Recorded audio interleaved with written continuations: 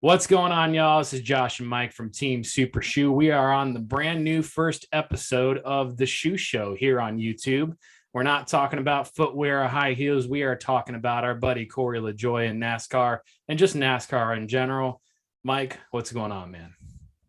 Not a whole lot, man. Just super excited, ain't you? Just a couple of fans of Carey LaJoie who have decided to get together and try to produce a little content for old Super Shoe.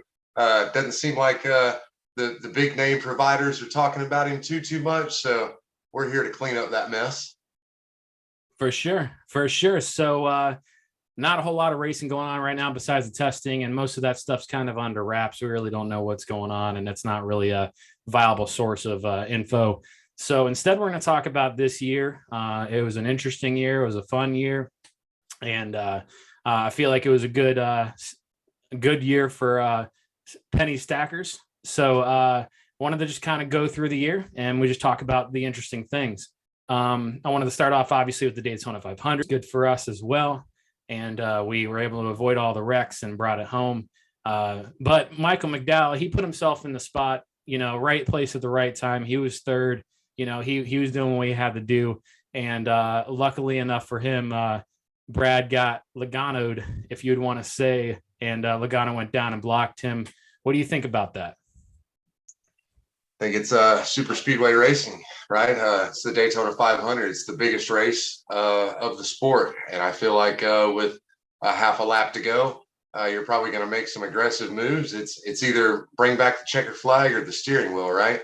Yeah. A lot of people brought back a steering wheel, but small guy, little team, they brought back the checkered flag, and that was a good story to start the year. And kudos to the 7 team too. I mean, a top 10 run, that was super exciting to start the year. That was awesome. Yeah, for sure.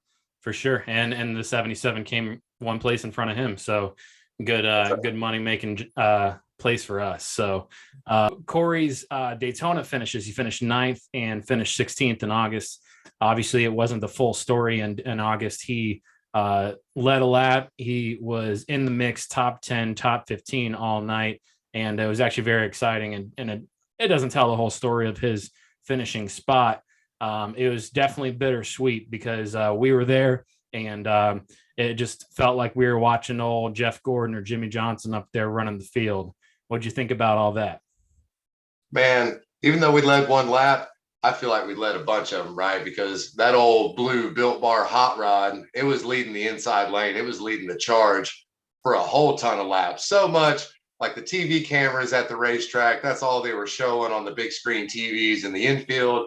I had my fiance texting me at the same time from the hotel room, talking about that's all they're showing on TV is Carey. And so that was awesome that all the Carey fans could really have something to stand up and cheer about. And as Carey said after the race, even though they crashed out, competition knew they were there that night. And that was awesome.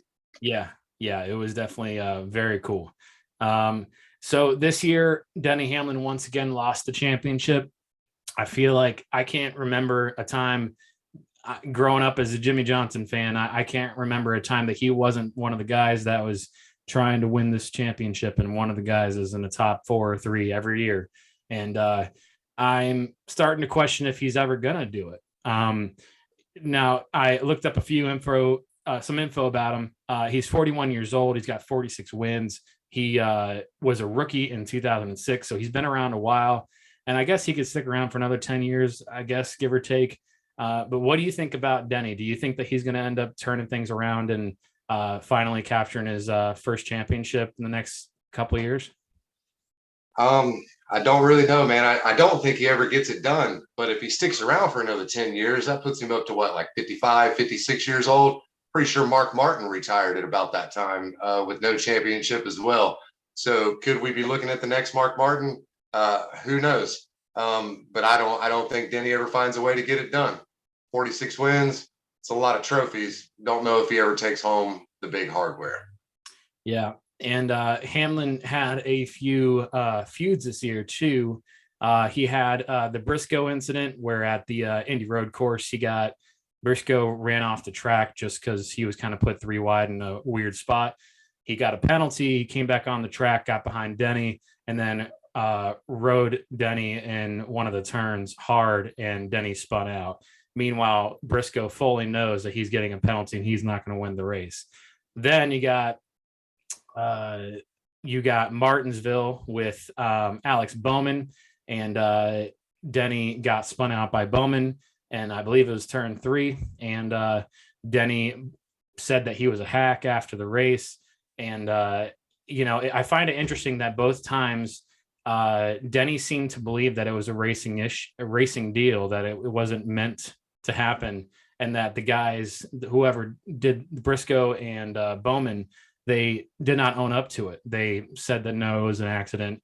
And that's why he called him a hack, is because he believed them, because it says, well, he can't handle his car. What do you think about that? Do you think that these young drivers really don't mean to do this, or do you think they're professional enough to know what they're doing and then they're just backtracking? So I'm not a race car driver, but I'm gonna go on and tell you, if I'm in those shoes, if I'm in that seat, if it's coming down to the wire and I can see the checkered flag just off in the distance right there, and I've only got one car in front of me, you damn right, I'm going to use him up going into the corner. And I feel like that's what most of these other drivers are doing.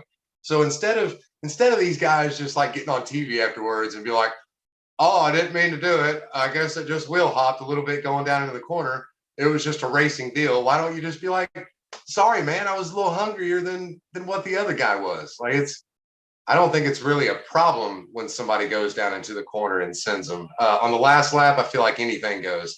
Now, if you're 10 laps into a 500 lap race at Martinsville and you drive down into turn 1 or turn 3 the same way you went on the last lap, then yeah, you probably should be called a hack, right? Like that's a bonehead move. But other than that, yeah, I don't think these guys are that bad that they just slip up and lose control, for sure. Yeah, they do it. Yeah, and not to mention that when Hamlin got hit by Bowman, the race before the championship race at Phoenix, that's all he talked about. That's all he was tweeting about, and he was upset like a little high school girl. And it's something that I feel like is something that's going to hinder a driver, is that it's either going to make you a better driver or it's going to frustrate you enough that you're not going to deliver when the time comes. And to me, championship weekend, all he was doing and all he was commenting about is about his feud. He could have nipped it in the butt real quick and just said to any of the interviewers, listen, that's small time problems. I'm here to win the championship and provide for my family, do whatever it is. But instead he just fed into it. And I just don't get it. I just think that that's something that's going to prevent a driver from winning. That's why they play the head games that they play in the playoffs. Harvick has done it before, and Stewart did it back in the day. So that's just my 2 cents on that. So Darlington, we finished 15th, and I believe Corey said on Stacking Pennies that was his best race he's ever had. He finished 15th, and he's had better finishes than that. But the fact that he was able to wheel it all the way up there on his own, no pitch strategies. He was and actually it was pitch strategy that got him to 15th. I think he wheeled himself up to like 8th place. And then with the leaders at the end of the race, some of them gambled on fuel, and that's where we got caught up on. But it was pretty cool because Mark Martin shouted Corey out after the race on Twitter. And he said, it makes me happy to see Corey LaJoie running so well. He is earning respect. And Dale Jr. gave him a lot of praise while Dale Jr. was being an announcer. And Dale Jr.'s in the beginning of his quote is that this team is certainly on the uptick, and that he is the kind of guy that you're going to get a program to start building around it. This is the driver you want, Corey LaJoie. That's right. Yeah, man. And that's super exciting. I mean, it's a national TV broadcast, right? And I'm pretty sure it was a Saturday night race. So, maybe a lot of people were coming into NASCAR on that particular night, or maybe even people that have been watching the sport for a while that aren't familiar with the name Corey LaJoie. maybe hearing that name come from somebody like Dale Earnhardt Jr., maybe that made some people want to pay a little more attention to Shoe, and hopefully it did. For sure, it was exciting. It was a good race. Yeah, it was a good moment for being a fan of Corey LaJoie. So we saw a good little mini feud of Chase versus Harvick. Basically, in Bristol, Harvick ran into Chase, cutting his tire, and then Chase blocks Harvick to help the 5 win. And then they argue where Harvick comes up to Chase with his helmet on. I was a little embarrassed, I got to say. And then it was at, I believe, the Roval where Harvick ended up spinning out Chase, and then Chase drove it back up there, and Harvick ended up running into the fence because what I believe he was seeing Chase in his rear view. What do you think of all that? You think Harvick's losing his touch? I believe you called it, nail on the head. He definitely got caught driving in the rearview mirror. And let me tell you something. I was at that race, and I'm not a Chase Elliott fan, but there's obviously a lot of Chase Elliott fans at the race. That place got rowdy when Kevin Harvick nosed it on into the tire barrier there. So, but again, I think that's a good thing for NASCAR. I mean, a rivalry, whatever you want to call it, 2 drivers that don't mind roughing each other up a little bit. It's good TV. It's good entertainment. For sure. It's fun. For sure. I love it. Need more of it. So speaking of Kevin Harvick, Stewart Haas in general had a pretty poor year. Very surprising, considering that their wins from 2009 when they came out, they're around 4. They averaged around 5 every year, give or take. 2018, they exploded with 12 wins. 2020, just last year was 10, and this year Eric Almirola was the only one that was able to pull a victory. Do you see this going away with the new car? It's really hard to tell, right? I mean, so the next gen's supposed to be a reset across the board for all organizations. So right now everybody's kind of chasing a ghost, right? Like just trying to find information that doesn't even technically exist. So everybody's just really relying on practices and everything else. I think it's too early for me to speculate, but I definitely feel like they're a team that knows how to get it done, and they've shown that. I think maybe they'll be okay in 2022. For sure. So Brad Keselowski is joining Roush, and do you think that's a good thing or not? It could be a good thing. So we haven't heard a lot about Roush Racing in quite some time. It's been a while since they, ruffled a few feathers, if you will, and made the top headlines. Brad Keselowski, he's shown that he knows what it takes to get it done. He's a championship driver. Maybe he's a missing piece of that puzzle that Roush Racing needs. So 2022 should be exciting for all of those guys. For sure. And I got to know, who do you take as now the king of drunken champions, Brad or the Truck Series champion, Ben Rhodes? So Brad's was pretty good. It was pretty funny. I can still remember that from years ago, but I got to say, when I heard the Truck Series champion give his little interview this year, that was equally or possibly even funnier. So kudos to that guy for having some fun and just showing the raw emotion of what it was like in that moment, just to celebrate with your team, the guys that you worked with hard all year long. Now you guys can say, okay, we're enjoying the fruits of our labor. And if they got a little drunk, so be it. They had a good time. It was good TV too. Yeah. I mean, I'm pretty sure all of us really enjoyed it. I don't know necessarily if his PR sponsors really liked it, but it's a once in a lifetime thing for most drivers. So, more to him, Good luck to him. Maybe it's not his only one. Yeah. So, this year we saw at least one A motor in the Spire number 7 at Daytona, because he was obviously very vocal about it. And he was excited to go up there and actually race for the win instead of kind of hang back and just get a decent finish to get a good payday.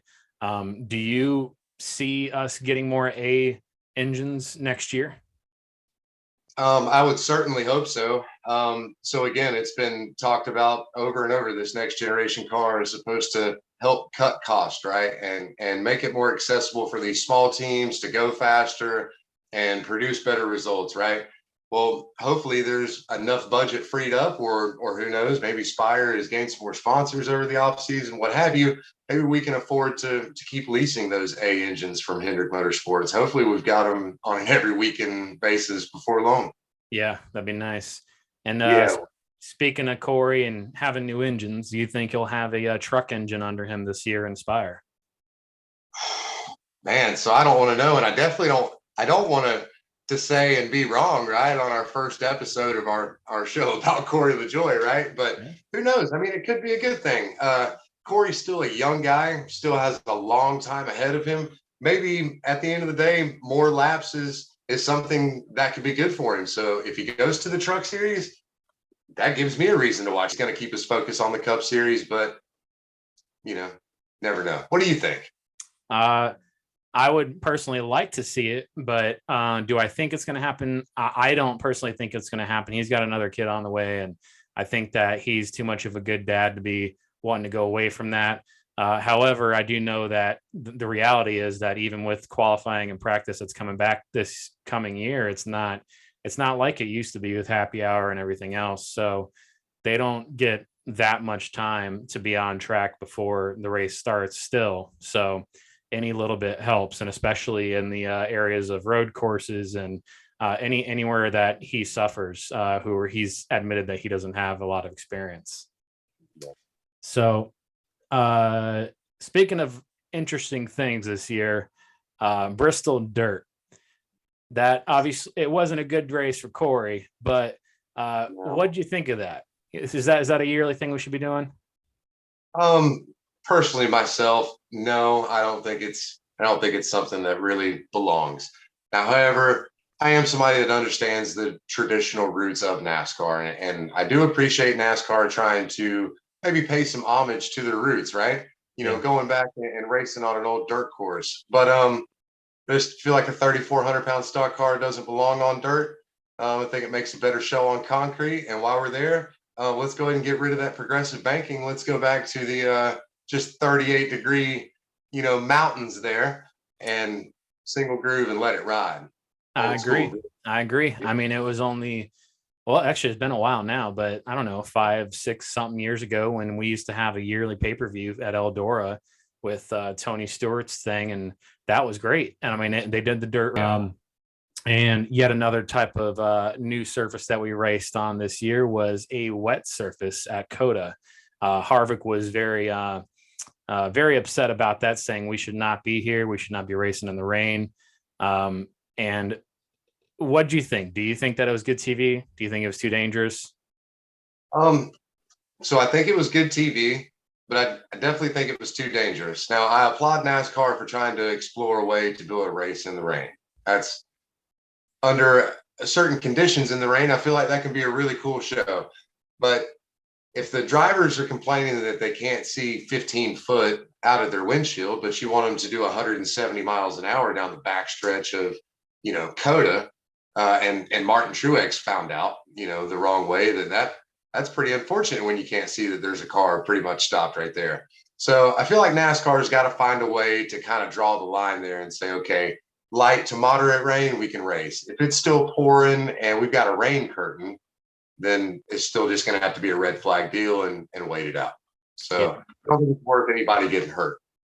For sure. Yeah, I agree with the same thing. And they also seem to be very focused on the fact that they weren't allowing the drivers to use their wiper blades. If they break, then they break your SOL. And I just felt like that was kind of a strange position to take. I understand that they know some people that believe if you ain't cheating, you ain't trying, but you got to see, so something has to be figured out that. And but I ultimately enjoyed it. It's one of the races that I like to watch, put on in the background while I'm at home and with the kid. So I enjoyed it, and Corey had a good race. Granted, it was a chaotic race, but it was good nonetheless. So Corey had a good top 20 streak going with Coda. He also had Charlotte, Sonoma, and Nashville. You think that we are going to have a bigger series of top 20s besides 4 races, give or take? Into the corner off the nose of his car at Martinsville. Who knows? Maybe he pulls a Denny Hamlin on somebody or something. Who knows? Or an Alex Bowman or whatever. But yeah, I think next year holds a lot more promise. Just even seeing the practice speeds on a couple of these tests that NASCAR has, let go of the information on. It's been nice to see old Corey LaJoie up closer to the top of the leaderboard. So I think it holds a lot of promise, man. And if there's anybody I feel like that's driven enough in the garage area to figure out this new car and to get a hold of it, super shoot. Yeah, it will be pretty awesome. So, all right, Mike. So I got to tell you, I'm a little worried. I don't think that Kyle Larson is going to have such a great year or years in general. You know why? Well, why's that? It's because he's growing hooves, man. He's the damn GOAT. I think that he is going to be the next Jimmy Johnson. He's going to be the guy every year that you have to beat. Do you agree? Man, with going and racking off 10 wins this year, those are Jeff Gordon and Jimmy Johnson kind of numbers, right? Hard not to think that guy's going to do some pretty incredible things in the sport. I think it's a good time to be a NASCAR fan. If you really want to see true talent behind the wheel, somebody that can get in anything with an engine and 4 wheels and take it to the front, Kyle Larson's that guy. He's shown that time and time again. It's going to be exciting to see what he can do in that number 5 car next year. I agree. He's going to be a threat. Will he go out and win 7 titles? Maybe like your old favorite guy, Jimmy Johnson. A lot of time to tell there, but could he do it? He's definitely got the potential. Yeah, I looked up a lot of stats for to compare just his Hendrick, his old teammates, I guess, who came in before him. Jeff, he was a rookie in '93. His first championship was only 2 years later, where he won 7 races. Since then, he won 96 with 10 wins. He lost 1996 with 10 wins to Terry Labonte. But he averaged about 10 wins per year, per championship year, Jeff did. Jimmy, his rookie year was in 2001. 5 years later, in 2006, he won his first championship. He lost it in 2004 with 8 wins. Kurt Busch beat him in the playoffs. But Jimmy averaged about 6 as well. And Larson, interesting thing about him is in 2012, he won the K&N Pro East Series championship with only 2 wins, but he beat our boy Corey LaJoie with Corey had 5 wins. Kyle has wins in prestigious events, including Kings Royal, the Knoxville Nationals, and the Chili Bowl Nationals. He is also an overall winner for the 24 Hours of Daytona in the sports car. He was a 2013 Rookie of the Year in NASCAR. 2016 won his first race in Michigan. And this year he got 10 wins. So I don't know, man, but he's doing a lot of good things. He's doing it in a very short amount of time. He's very young. He's going to be around for a long time. So my personal highlight of the year, granted, I obviously love that, the Daytona in August memory. And I loved seeing him in Darlington, and just there was a lot of good top 15s that we got this year. But my personal favorite highlight of Corey LaJoie this year was Pocono in the doubleheader weekend. And we didn't have a good weekend at all. Corey wrecked in the Saturday race, and he got Alfredo'd, if you would want to say. And he stayed after all night and worked on the car with his pit crew. And he had this to say to an interviewer about it. He said, "I've got Big Randy's voice in my ear throughout that day. The last thing I'm going to do is tear a primary car up and then go on a nature hike with my wife somewhere in the Poconos at the state park. That ain't how it works." He also said, "I had my hand tearing it up, so I was going to have my hand putting it back together and doing what I can to get those things turned around. We have a lean group already in terms of hands and help at the racetrack. anytime you get to put behind the 8 ball, like we were on Saturday night, it's not like it's not like I'm spoke volumes to me of the type of person that he is and why we, believe in him. Right. It was definitely probably my favorite feel good story of the year as well, man. I remember when that picture got posted. I believe it was, I guess, probably through his page or maybe somebody through Spire on social media, whatever. I remember going and finding my fiance and just being like, honey, look at this. Like, this is the coolest thing in the world. Like, this guy, he could be off, in the Pocono Mountains with his wife, or he could be out doing whatever he wants to do, saying, well, there's people that are paid to fix the car and they're there. Let them do their job. No. And I just think that's the old school way. That's why we pull for him. That's why I pull for him, for sure. For sure, man. So this episode, we are bringing on one of our good friends from the Facebook group, Team Super Shoe, Alex Armstrong, and we're about to bring him on.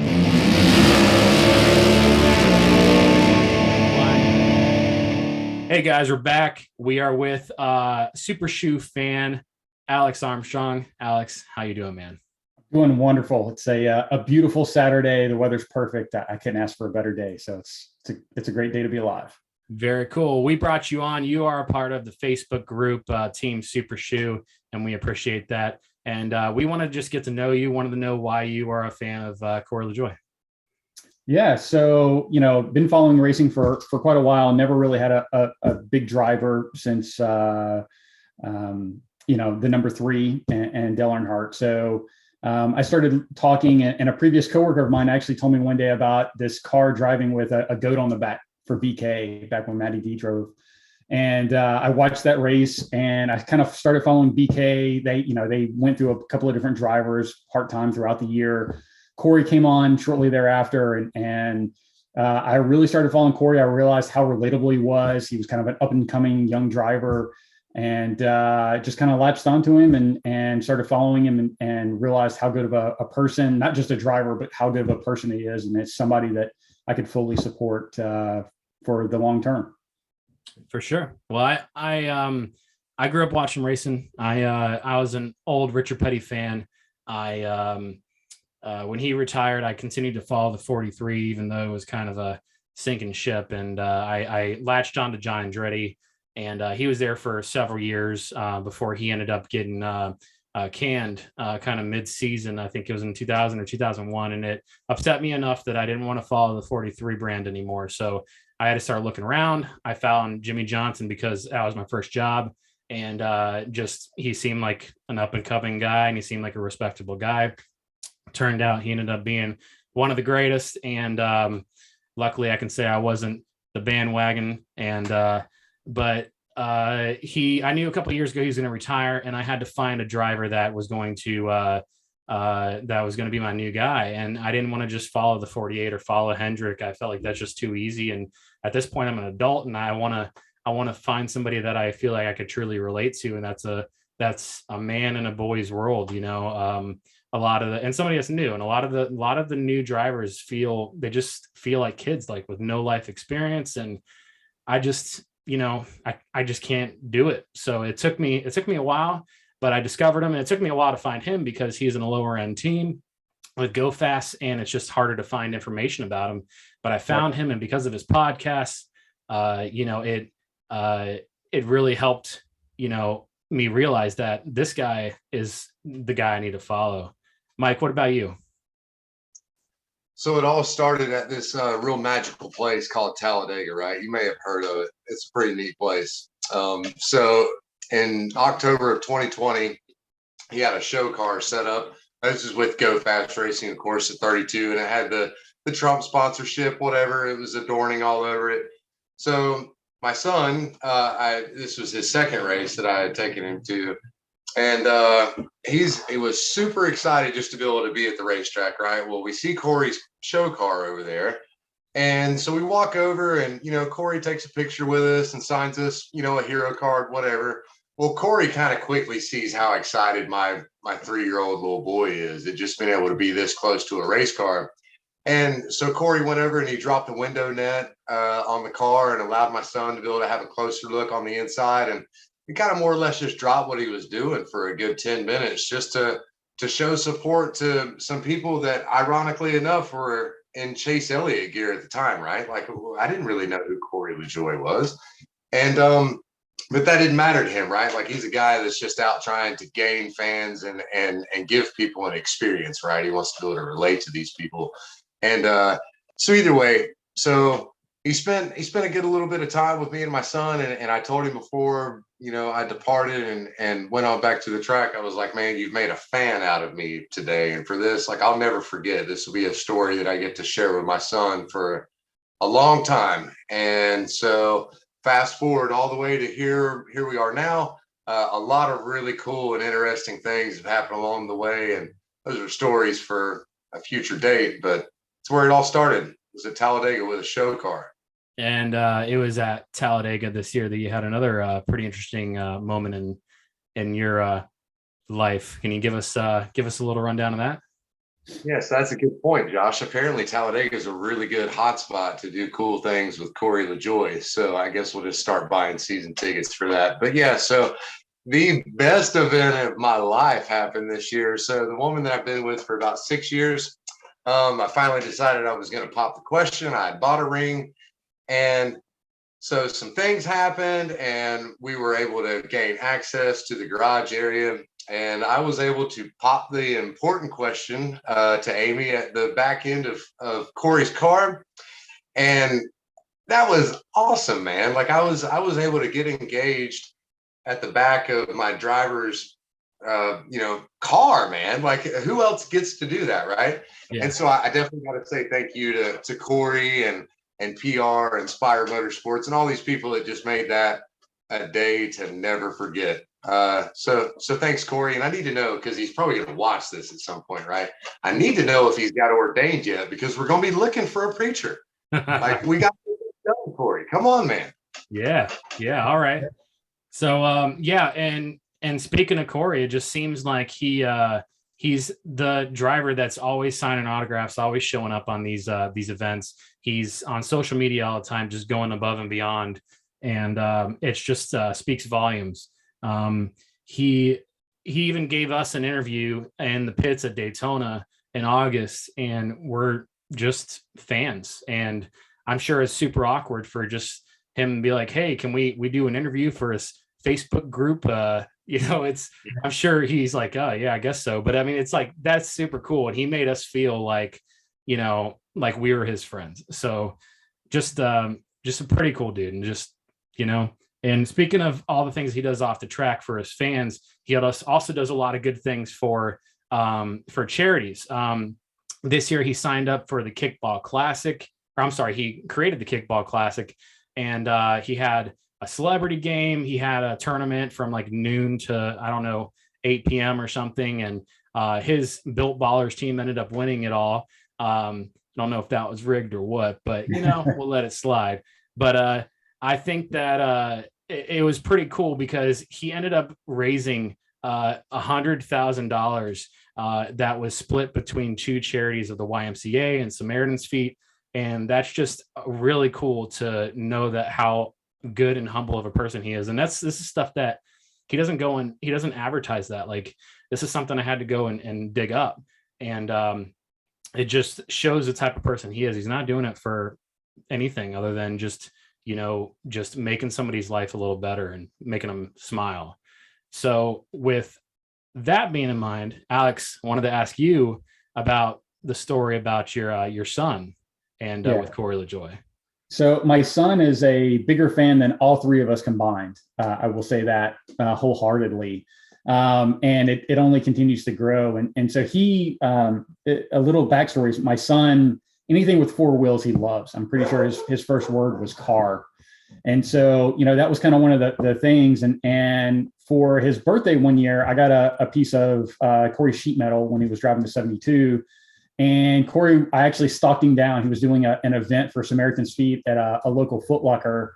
And I drove across town and kind of stalked him out to get him to sign it for my son. And he gladly did, right? Like he took his time out and signed a nice note to to my son for his birthday, and I was able to present him, and that sealed the deal for Will, for the rest of his life. And so ever since then, every race, if it goes late, and he has to go to bed or something, the first words out of his mouth are, "How did Corey do?" Right. Next morning, for after a race and those types of things. And so, long story short, when a couple of years ago for his school, they had this assignment. And they said, "Hey, pick any living person and write a story about why you think they should come and talk to the school." Right. And so it could be the president, it could be, someone overseas. It didn't matter, any living person. And the story was that the principal said, "Hey, if the story is good enough, I'm going to reach out to that person and see if they'll come in." Right. And it was kind of a contest. And so my son chose to write about Corey. Right. And this was after the big Daytona crash with Newman. And he wrote all about, how Corey has worked his way up and some of the challenges he's had to do and his faith in life and everything else. And so it turned into the school got a hold of Corey's PR team, and Corey surprised him. Like, they got him in our big auditorium, and he had no clue, right? None. Everybody else, they kept it a complete secret. We didn't even know until like a week beforehand, and just kind of planning it forward. But basically, the principal gets my son up, and he's reading the story. And as he's getting in, Corey comes around the corner, and he's still reading. Everybody in the audience is like, shocked because they see him. My son still doesn't know. He's still reading it. And he turns around, and it's, he said his legs turned to rubber. Like he couldn't say anything. It was complete and utter shock that his hero showed up for him. And Corey took time out of his day and answered questions and signed autographs, took pictures with his class. And of course, he was the hero for the school because his entire grade got out of the last two periods. And there was a couple of other really big NASCAR fans there. And he made a couple of other great fans for life as well out of the middle school at that time. So it was a great story. It was amazing to watch. I think I got teared up just watching it. It was crazy. So yeah, that's pretty cool. Has your son, has he stopped talking about it since, or?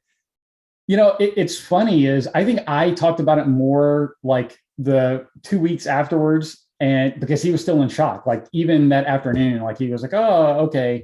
And it started building on it. But he makes a point is, the school put a picture of when Corey took a picture with, he took a picture of Will, who is my son, and our family, and then also one of the school, and they put it up in the trophy case by the entrance of the school. So whenever we go into the school, he points on, he's like, "Hey, you know what? That was my day." Right.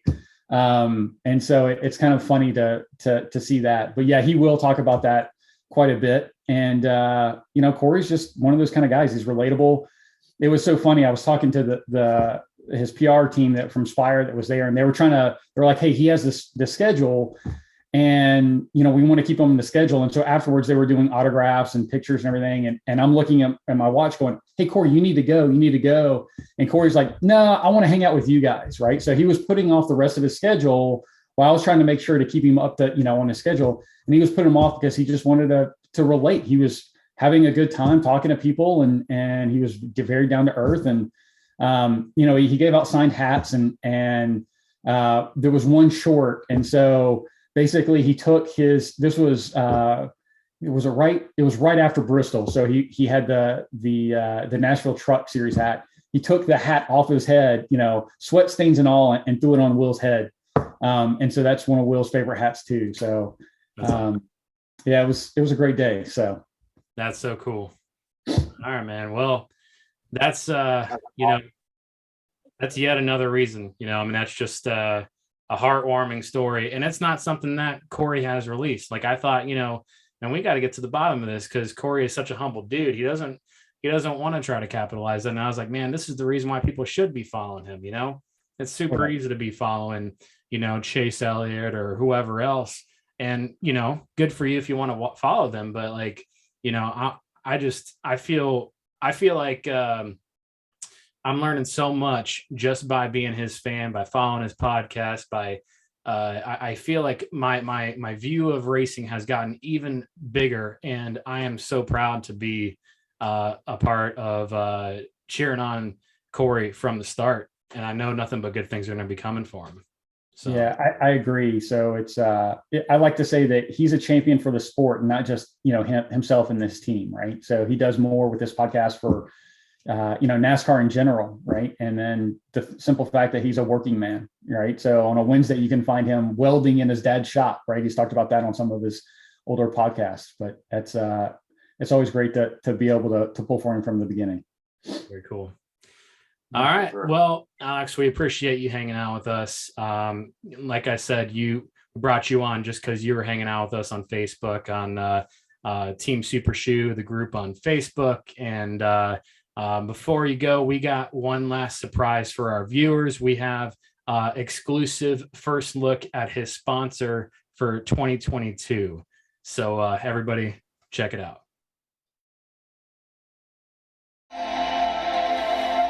It's out of control right now. But I don't know what to do about it because I'm committed to it. It's not going anywhere. It's here to stay. My hairline's in pretty good shape. I wear a lot of hats, but Flow. Yes, sir. Look at that. Dad flow. Maybe she's born with it. Maybe it's Maybelline. Unreal. Well, we love you either way, Corey. We're going to back you no matter what. So with that being said, we appreciate all of you watching this. If you spent the last 20 or so minutes hanging out with us, we greatly appreciate it. We greatly appreciate you backing our guy, Corey LaJoie. And if you could, please like this show, comment on the show, whatever you want us to talk about next episode, whoever you want to see on the show, and subscribe and share it. Bring more friends in, become a fan of Team Super Shoe on Facebook, and just keep being positive. Anything, Mike? I mean, I just want to thank everybody for what it been. Feel like it was a good little show. Hope everybody else did too, and see y'all next time. All right. See ya.